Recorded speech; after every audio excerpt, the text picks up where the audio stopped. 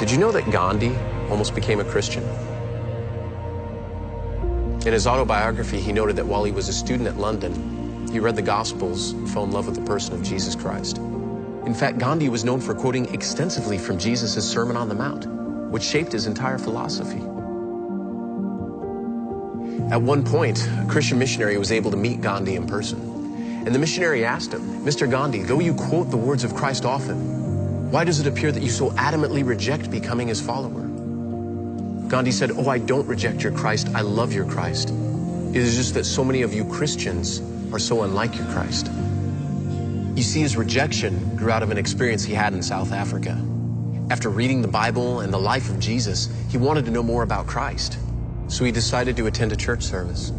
But when he reached the front door, a church elder asked, "Where do you think that you're going? There's no room for you in this church.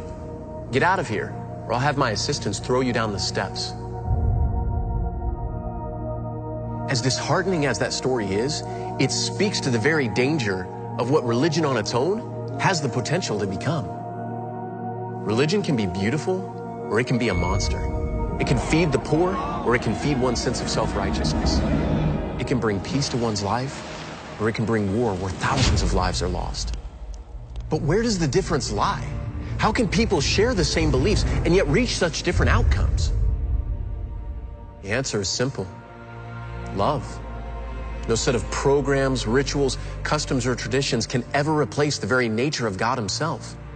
Without the love of Christ flowing out of us, we become nothing more than an empty shell of what we were meant to be. See, when we forget love, we bankrupt our own words, making them hollow and meaningless. The Bible says if you do not have love, then you've become a noisy gong or a clanging cymbal. In other words, you're just making noise. Even if what you're saying is true, no one is going to listen to you.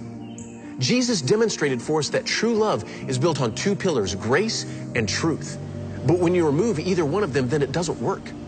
Love is this beautiful dance between the two of them, with them both intertwining one with another. The truth is that Gandhi wanted and needed Jesus, but hatred and contempt were shown to him instead of grace. Thus, one of the pillars was removed, and the entire gospel message collapsed to him. Understand this, truth alone makes a person legalistic and self-righteous, where it becomes all about do's and don'ts, or thinking that you're more holy than others because of the way that you live. Conversely, grace alone becomes deception and moral compromise, where anything goes.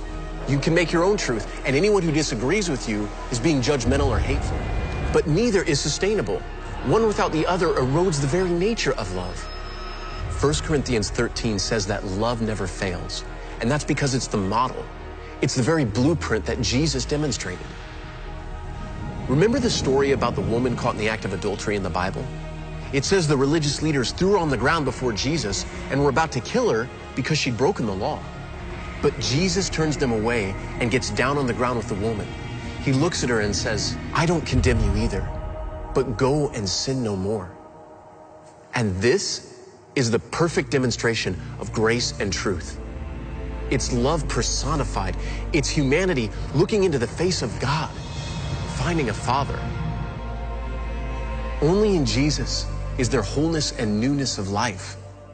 But without the truth to provoke life change and the Christ-like demonstration of grace, the church crumbles.